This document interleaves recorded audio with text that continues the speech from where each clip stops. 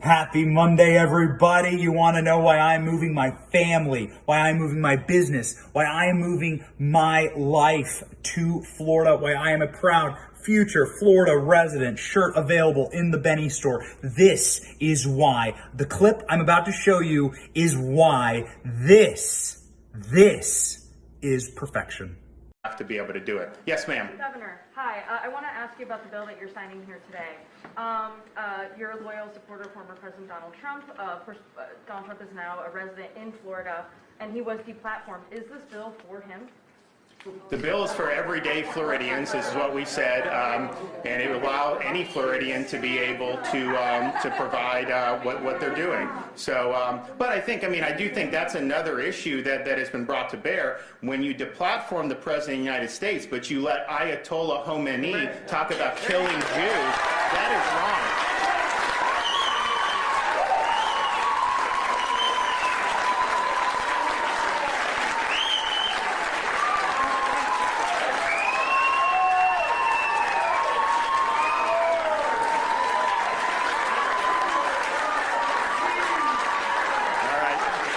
Thank you, guys. God bless everybody.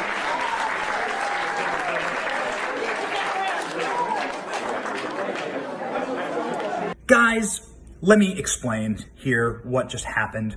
Ron DeSantis today filed and signed an amazing piece of legislation. A piece of legislation that is so revolutionary, that is so important in our common dialogue, that is so important to our country, so important indeed, in fact, to our movement. That piece of legislation is a piece of legislation that says quite plainly that big tech, because they serve as the town square, because big tech, Facebook, if you're watching this on Facebook, if you're watching this on Instagram, if you are watching this video, you are watching it on a large tech platform, presumably, it says that these platforms must function fairly. That's what I believe a lot of the people at these platforms wanted in the first place when they designed them. Ron DeSantis said so in that statement, and he's 100% right. These platforms have been weaponized by the left, and indeed, much of that is a product of the people who staff them. Much of that is a product of the people who are living in the place where the companies are founded and where the companies hire in San Francisco. In some ways, you can barely blame them for that. I know for a fact that these companies, many of them were started to promote, not to suppress, free speech.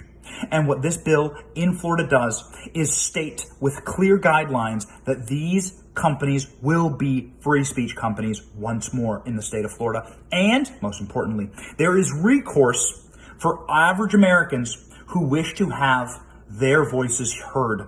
Via the First Amendment, they do have a right to have their voices heard. And when you suppress an American's speech, it is illegal.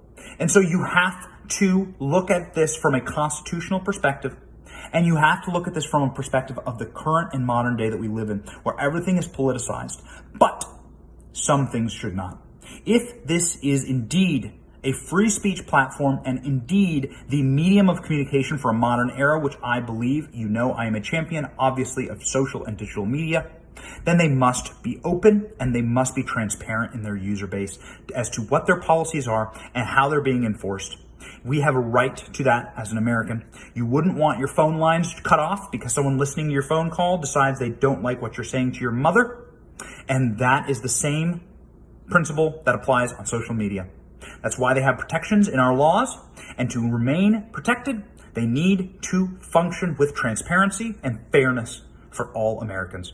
This is a beautiful bill and a beautiful response there. You should not be deplatforming people who are the president of the United States and someone who received 85 million votes, and then not deplatforming a vicious and evil, tyrannical dictator who calls for the outright genocide of an entire group of people based on their race. Yeah, that's right, Ayatollah Khomeini.